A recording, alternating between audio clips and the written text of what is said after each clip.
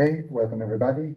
Again, so we can start this afternoon with Stijn Conix, right?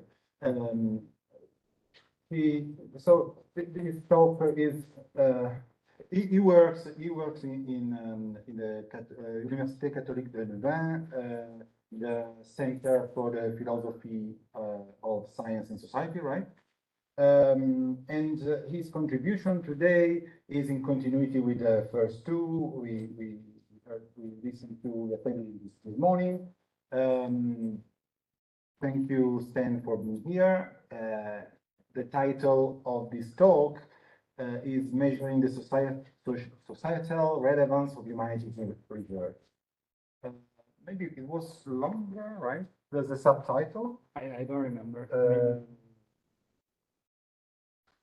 Yeah, through peer review or quantitative science. Exactly. So thank you very much, and I will look forward. Thank you. Yeah, so it is very much a continuation of the talk that Stijn gave just before lunch. And I should acknowledge my other co-authors as well, Olivier de Meijere, Leander Vignereau, and Bing. And so while Stijn and Wolfgang focused on isolation of philosophy within academia, I'll be looking at isolation of philosophy and other humanities disciplines from society. And before I get into that, I should make a normative assumption very clear, because not everyone shares this. I feel very strongly about it, and I think it's rather trivial actually. And that is that in one way or another, humanities research should benefit society. And I mean this in a very, very broad sense. So it doesn't have to be practical benefit immediately. It can be like influencing other research that becomes influential or important. It might be that you generate information that a lot of the population finds very interesting, or that helps them understand who they are, where they come from. It might be that you help preserving the cultural heritage. But in some way or another, society should get something back from the investment.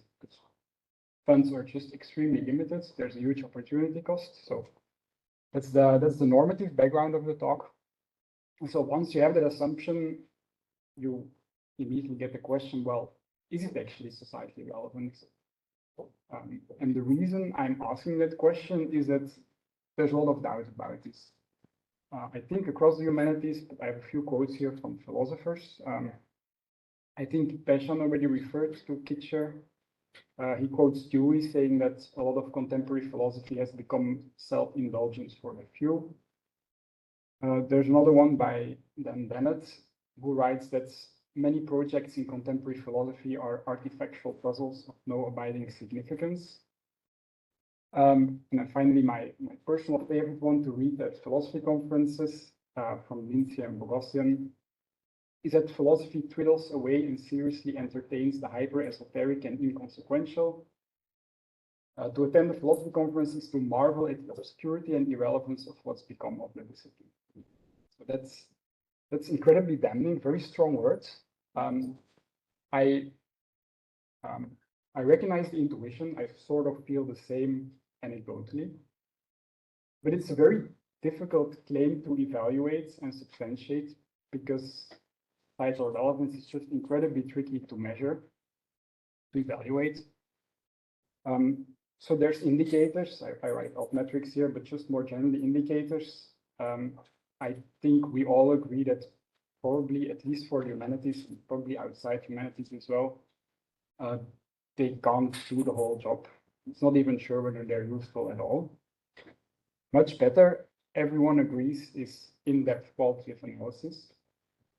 It would be great if we can look at all research projects in detail, look at case studies, interview the researchers, do workshops with societal stakeholders and so on.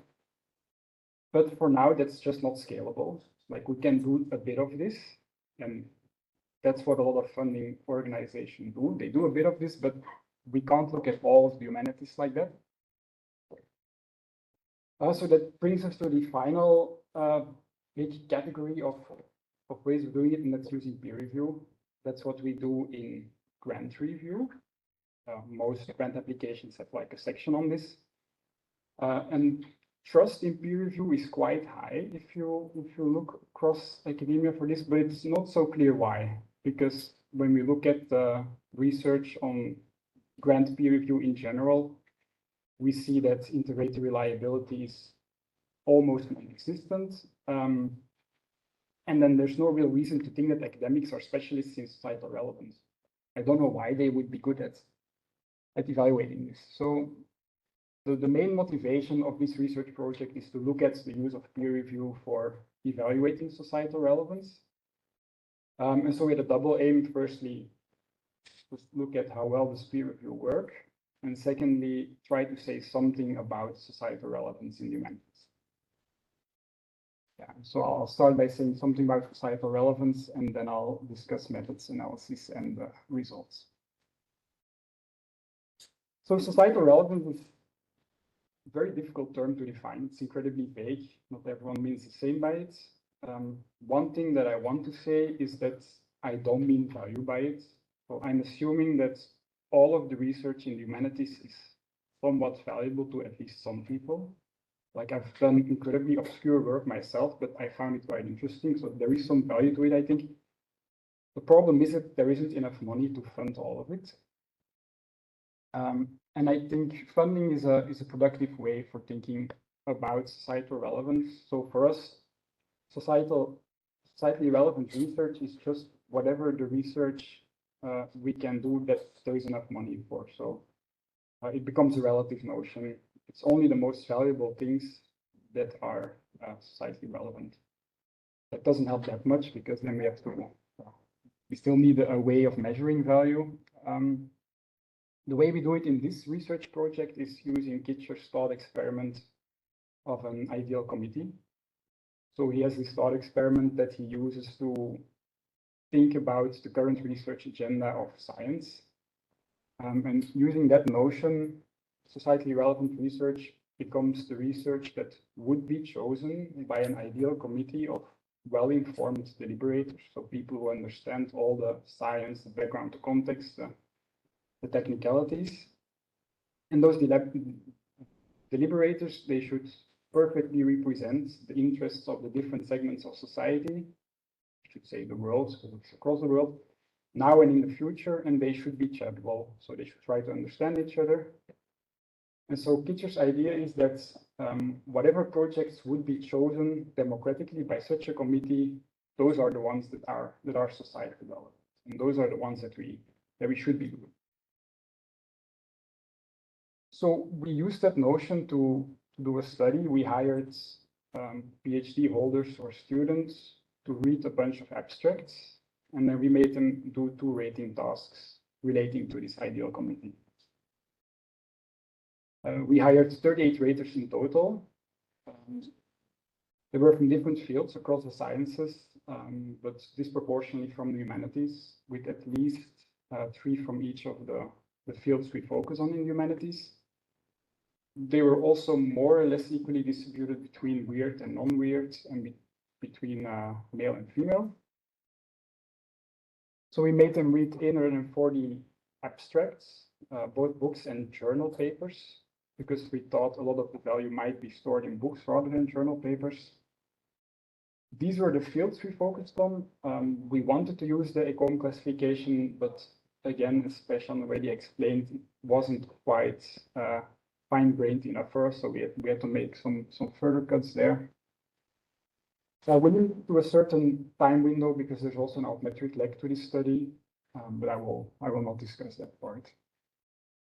So then the rating task, we gave the raters the abstracts in sets of 5 abstracts, each time with 1 abstract from each of the fields, so 1 from philosophy, 1 from history, and so on. And then we first asked them to order the abstracts by how likely they thought each of the abstracts was to be chosen by the ideal committee. So we chose this ranking task because we thought it's probably easier to rank abstracts by societal relevance rather than to give an absolute judgment. But we needed an absolute judgment as well, and so we also asked them to score them as 1 or 0, depending on whether they thought the abstract would actually be chosen by the ideal committee or not. These two measures were related in that we enforced them to be consistent. So we made sure that all the abstracts, so if an abstract gets rated 1, all the abstracts above it get a 1 as well, and vice versa for the zeros. Okay, so those were the rating tasks. They gave us rank data and binary data for each of the abstract ratings. And for the analysis, we made a couple of assumptions about how these data were actually generated, so the generative process. So we're assuming that when raters perform this task, they're actually implicitly putting the abstract on a continuous relevance scale.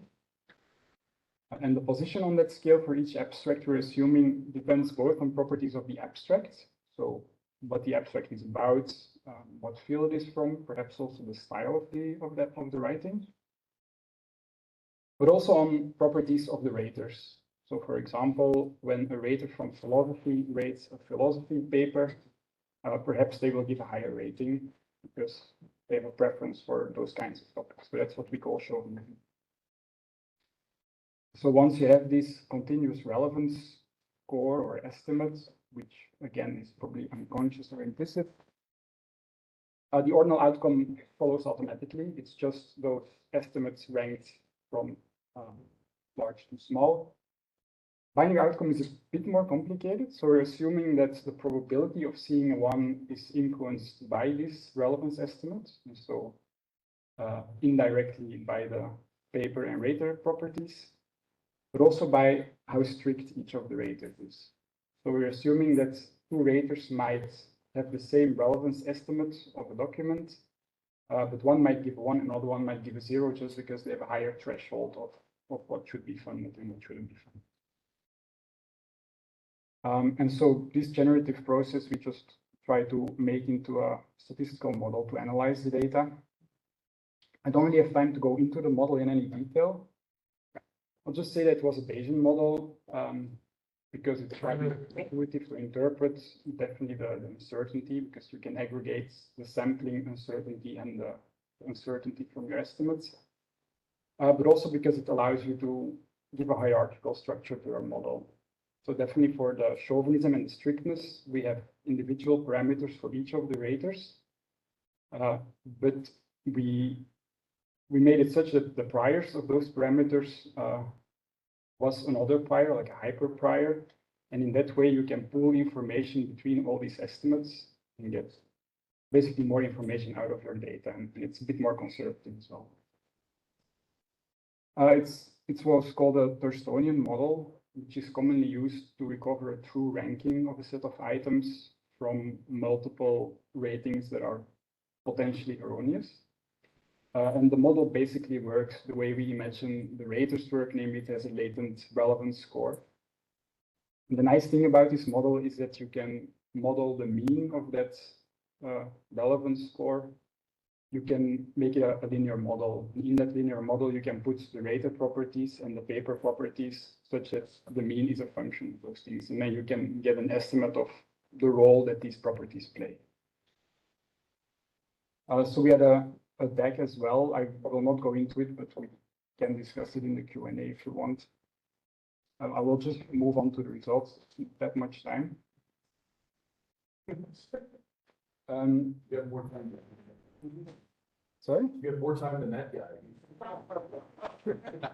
Yeah. Sorry. So the first question that we try to say something about is whether peer review is a good tool. It's of course very difficult to say anything about because we don't have an independent measure of societal relevance measurement, so we have nothing to compare it to. But what we can do is look at the effect sizes of the various things we put into the linear model. And the way we got these effect sizes is by using posterior predictive samples. So we basically use the estimates of our model, the posterior distributions, to run new hypothetical experiments with plausible parameter values, like randomly sampled from the posteriors. And then we run each of these twice, keeping everything constant except for the one thing we're interested in. For example, we run the experiment with 100 papers rated by one rater, and then we do it again, but we give the rater another random chauvinism property. And then we look at the difference in the expected number of societally relevant papers, and then by subtracting those, we know what the actual effect is of the chauvinism. And if you do that very many times, you get these kind of histograms of these differences. And there you can see that switching between raters for chauvinism or strictness, or between fields, or between individual papers, actually makes a very big difference in the number of ones, like societally relevant papers, that you get out of your peer review. But the main takeaway from this graph is that's probably clear from these ones, is that the rater properties influence peer review scores at least as much as document properties. So whether or not you get a 1 depends as much on strictness and chauvinism, and maybe even more than it matters on what the paper is about or what field it's from. Then we also try to say something about whether research in the humanities is actually societally relevant. Again, that's a very difficult question to answer, partially because, as I've just said, peer review probably doesn't work all that well, but also, of course, because our methods are very limited, like it's just abstract. So, well, take the results with a grain of salt.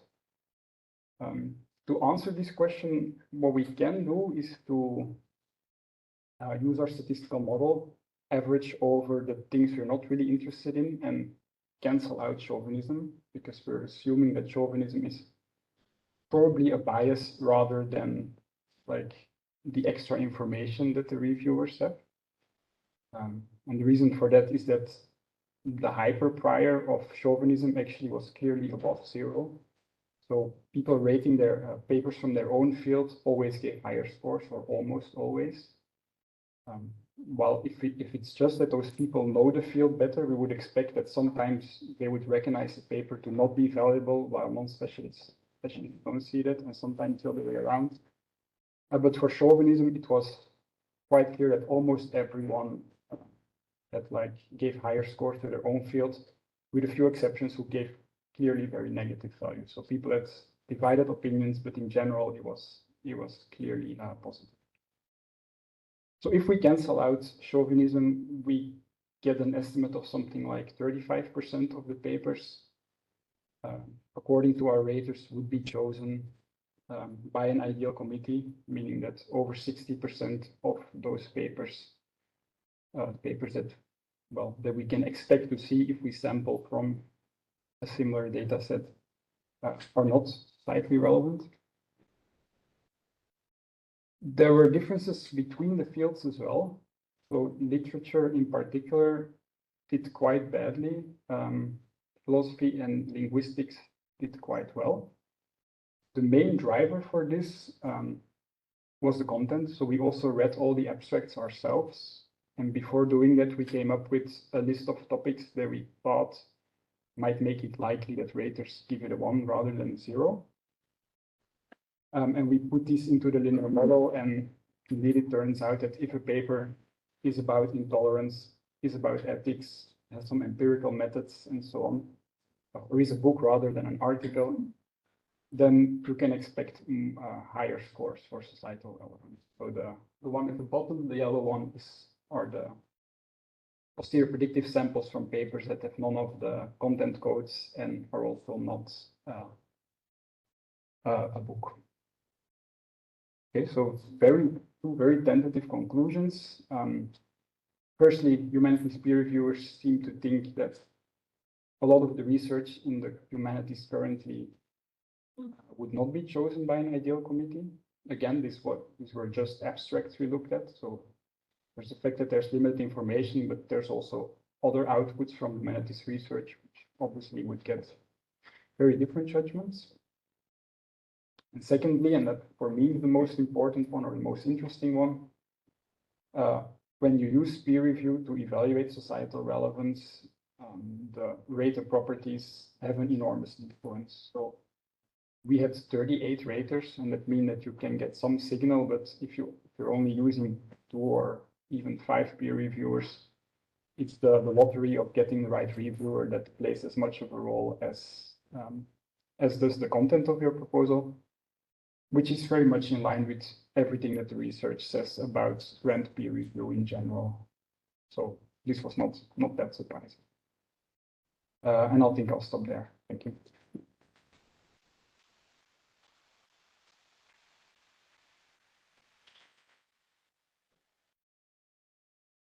Houston, please cover the map.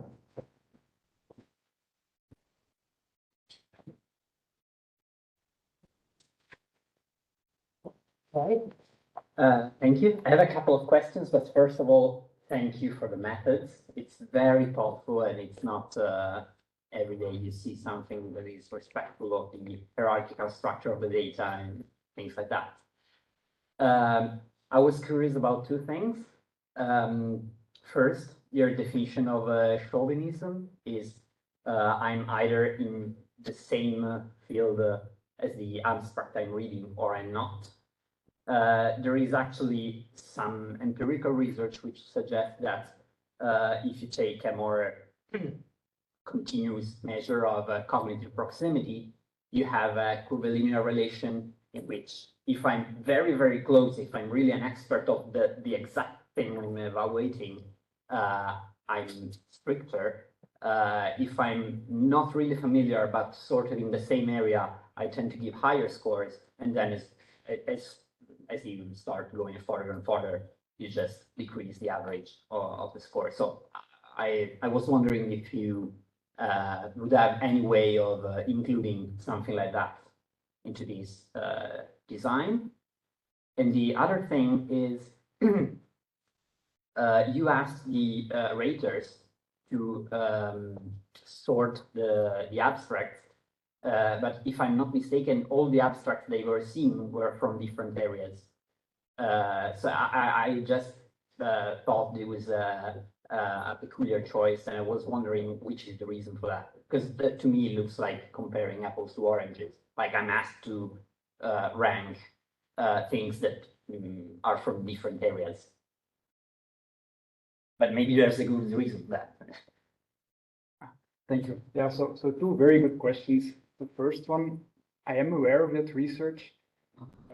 We're kind of hoping it cancels out because they read so many abstracts that maybe you end up in the very proximate area for 1 or 2 of them, but for most of them, you'll actually, if you're within the field, you'll be on the top of the graph. And for the other humanities fields, presumably you would be beyond the peak already. I don't really see a way of fixing it, because even if for the abstracts you could get some kind of an estimate of proximity, like there's no way to put the raters on the scale. We did try to select raters that really identified as a member of only one of the disciplines to avoid any problems with interdisciplinarity. But for the abstracts themselves, there were very many that were in different fields. Like we had even had abstracts that were sampled in more than one of the fields. I think that's inevitable. I don't see a good solution, but if anyone has ideas, of course. As for the putting them into taking abstracts from the 5 humanities fields and putting them into the same ranking, the reason we do that is that well, when we think about what should be funded in the humanities or across science, that is just the way we have to go about it. Like when you're thinking on the level that we're thinking, so the abstract level, should we fund this philosophy project? You have to think, well, with the same money, we could also fund 2 PhD students in chemistry or in, I don't know what. And when we fund the philosophy, we really have to be convinced, well, this is a better way of spending societal money than doing the chemistry project. And so that's why we put them all in the category. The reason we didn't just randomly do it, but took one from each field is that it was easier for the chauvinism measure to be implemented.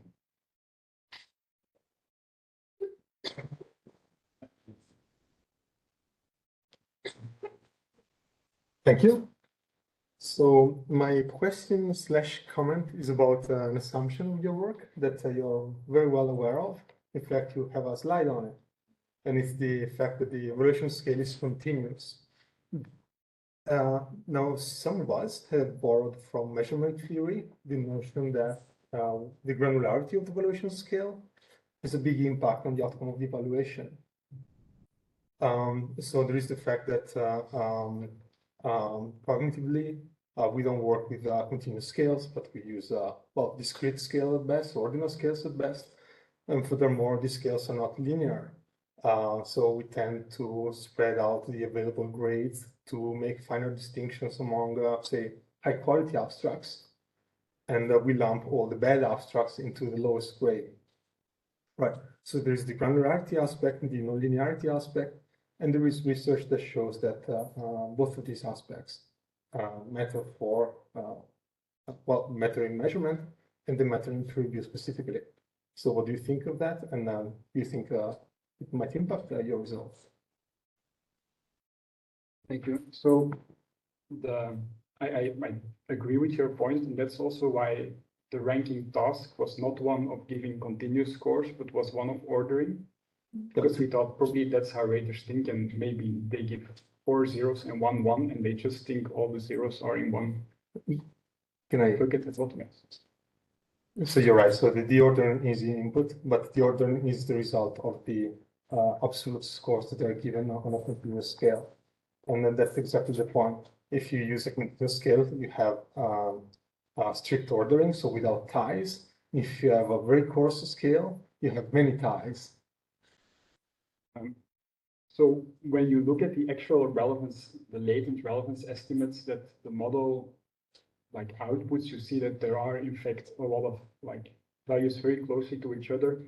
So the function of this latent score is more to tie the binary outcome to the ranking. So it's a model with 2 likelihoods basically, and the latent estimates are put into a logistic regression basically. And so we're not making very strong metaphysical assumptions. It's a way of statistically modeling it.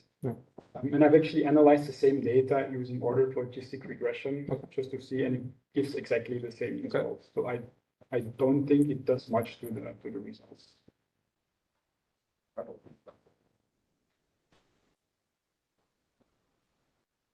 I think that, for example, for empirical analysis, there are maybe accessible already some data.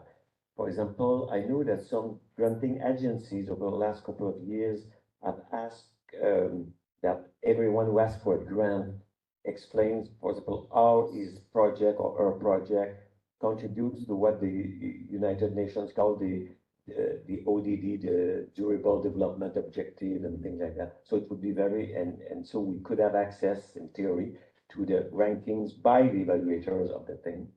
And similar, there's a lot of data, and maybe we would have to ask permission and blah, blah, blah, but I think it would go as a way to make sure that empirically that everyone who asks for a chair and for grants have to explain how their project contribute to DEI, you know, how the mantra of EDI, what was it, inclusion, diversity, and equity. It's a way indirectly to give a content to this ideal, which is quite vague, as you said, of a societal relevance. So maybe you can show what for if you can try to get to that, you can put the reality in it because it's hundreds of people who evaluate and it's in the total even. And as a short question, do you think that a committee evaluating the societal relevance, what would have he said or she said about Copernicus' work trying to show that the sun is in the center of the world instead of the earth? Thank you for both comments. For the first one, I'm actually trying to get those data from the Flemish funding agency, but it's very difficult to get it. It's often privacy concerns because like I'm always telling them, please in your next call put like a box for people to pick. You can use my data in future, but they've never done this, and so all the past data is very difficult to get access to. I'm hoping in future. As for the second point, so yeah, that's the typical serendipity point. Definitely for fields like mathematics and theoretical physics, like it always looks super obscure and who needs imaginary numbers, and then suddenly they run the world. The thing is for philosophy at least, and I think for the other humanities fields as well, the track record isn't very good. Like if you want to count Alan Turing as a philosopher, then perhaps this serendipity point works for philosophy, but you have to be quite creative. If you look at the kind of work that has been done in philosophy over the past, say, 50 years, there is nothing as world-changing as there is in physics. And so for physics, I'm happy to say, well, people can dabble away and do crazy mathematics and do crazy string theory, and even though most of it will lead to nothing, like now and again something comes up that changes the world, and then I'm happy to make that investment. For philosophy, like it's harder for me to see. For example, if I look at my own work, I've worked on natural kinds. Like I just can't imagine a way in which the world could ever benefit from that world. Like there is no possible world within.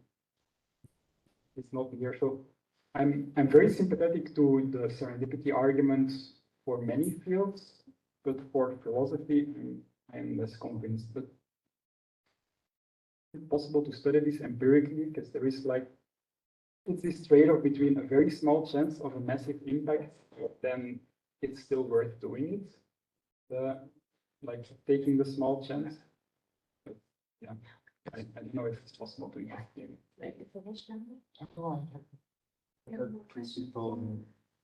Yes, thank you for this. And of course, you know that we're really working hard to valorize the humanities. So it's called valorization, right? In general, societal relevance, impact, all this kind of thing. And I think there's a whole new literature on this that you might want to look at, like the valorization of the humanities on various dimensions. So I was thinking that you need to maybe, would it make sense to introduce the raters to some dimensions of valorization rather than just saying it's societally relevant, like a kind of broader definition? Even though you're open, you might want to use that literature to provide a kind of background to that. Thank you.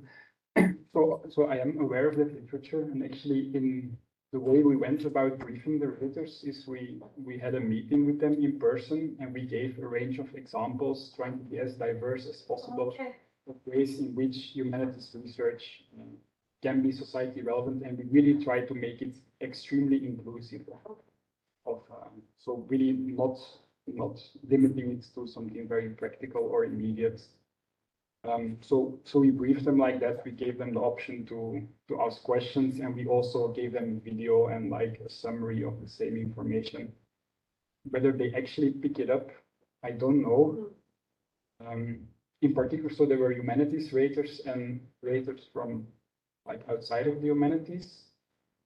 Perhaps the latter group is like less aware of those kinds of impacts, but we're hoping that for the people within the humanities, after briefing, they are aware of the various ways in which humanities research can actually contribute something. Thank you. There are 2 questions.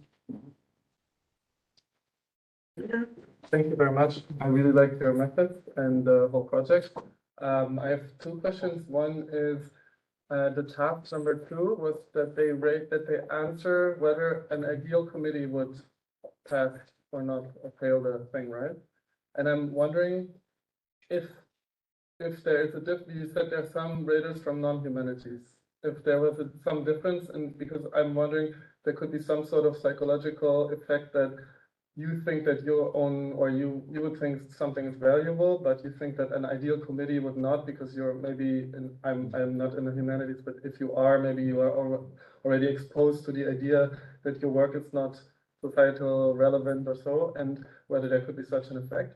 And the other question is, you said it earlier too, as an answer to another question, that the ranking would somehow, it's okay to rank different fields in the same way, because societal relevance shouldn't matter what's the field. But then the question is, in society, when we distribute money, we often make such assumptions that there should be something like quotas, or there are different things that we want to fund. We don't want to put everything in one thing. You know, maybe you could argue the most important thing is whatever, weapons, and then everything goes into weapons and there's no money left for anything else. I'm just making it up. And so for the fields, the same. Wouldn't then be all the money only going to whatever is the latest field trend, and because all of the people that apply in that field would get all the money.